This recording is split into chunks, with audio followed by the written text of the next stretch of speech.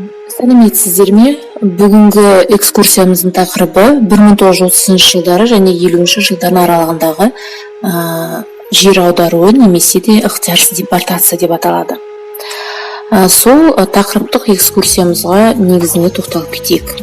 Сталинді қуғын-сүргін саясатының қатал бір көріністерінің бірі бұл жаппай жер аудару немесе халқымыздың ықтиярсыз депортациясы деп аталады. Жалпы ықтиярсыз депортация дегеніміз әр түкпір елдерінен келген тұтқындарды зорлап, күштеп біздің жерге, қазақ елімізге әкелу, яғни қара жұмысқа салу болып саналған.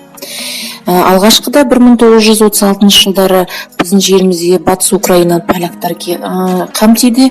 Кейіннен 1937 жылдары кәрістерменен және де немістер және де басқа ұлт өкілді тұтқындар жер аударылады. Алдарыңызда тұрған бұл макеттің бір үлгісі, бұл теплушка вагоны деп аталады.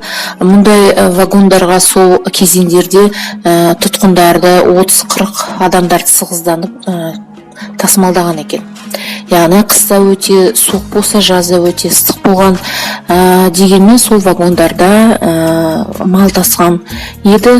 Сол уақытта бұлар қиын заманға тап болып осындай вагондармен сығыздасып келген екен. Және де алдарыңызда тұрған тұтқындардың қолдарынан тығып әкелген бұйымдары көрсеңіздер, қобдиша, құмара, айна және де басқа сақталған экспонаттар алдарыңызда тұр. Және де алдарыңызда тұрған бұл, яғни қанша ұлт өкілдерінің келген адамдардың саны, мысалы 500-ден астамдар немістер, кәрістер, шешендер, литов, поляк, украиндар және де басқа да ұлт өкілді тұтқындар біздің жерімізге келген екен. Яғни қазақтардан басқасы, яғни бұлар біздің жерімізге келіп қара жұмыс істеген. Сол уақытта, сол кезеңде 1.300.000 адамдай жер аударып келген екен.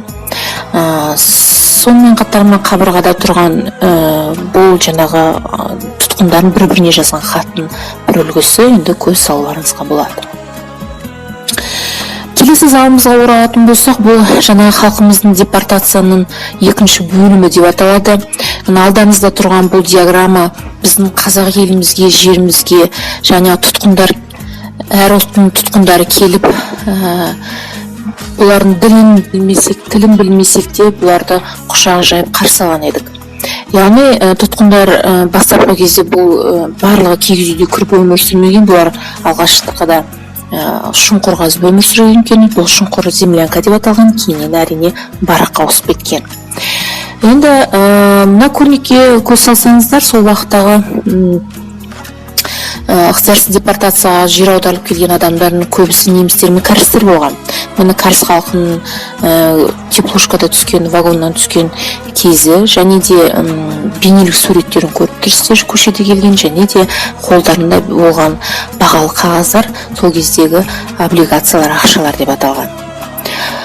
Екінші көрнекте неміс халқының шешен ингуштардың жаңағы жер аударылған бейнелік суреттері, соған қатысты көптеген мәліметтерді мына алдарыңызда көруіңізге болады. Келесі диаграммада біздің көрсеңіздер кен өндірісіне байланысты негізделген бейне, яғни тұтқындар кен өндірісінде жұмыс істеген екен. Яғни алдарыңызда тұрған бұл тас көмір деп аталады. Яғни тұтқындар әйелдер, еркектер, ересек азаматтар, 17-18 жастағы бозбалар жалаңаш қолдарымен 700-800 тереңдікті қазып, осы тастарды жер бетіне шығарған екен. Дегенмен бұл қазір Қарағанды қаласы сол көмірге байып шылқып отырғанымызда сол тұтқындарға күнделікті күні алғыс айтуға ешқандай артықшылық болмайды деуге болады. Яғни бұл өте ауыр ерен еңбек болған.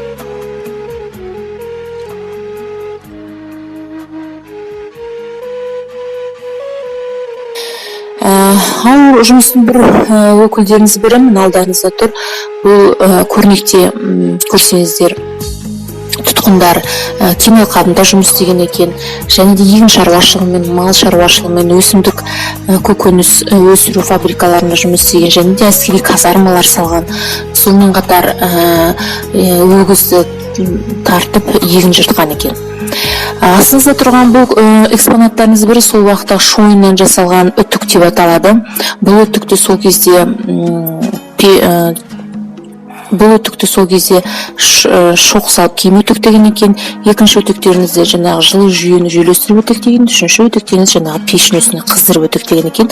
Енді дегенмен бұл өтіктің салмақтары 19 килограмм артқан екен.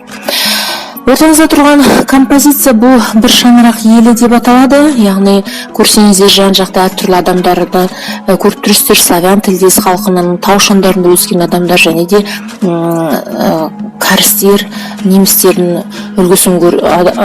халқының үлгісін көріп тұрсыздар. Дегенмен біздің тарихымызда беттерін жазып кеткен екен. Біз көп ұлтты мемлекетпіз және де бір шаңырақта және де бір бірлікте өмір сүріп келеміз деген екен.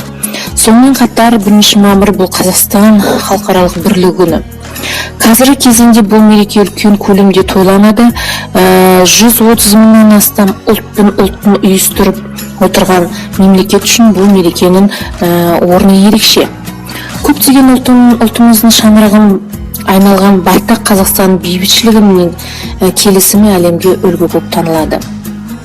Қазақ халқы сондай қиын замандарда тағдыры үзілген, бозып келген жұрттарды бөле жармай бауырына басты. Сол бейбіт сүйген елдің бірлігі қазіргі таңда тарихи беттерде айғақталып және де бізге де мұрасын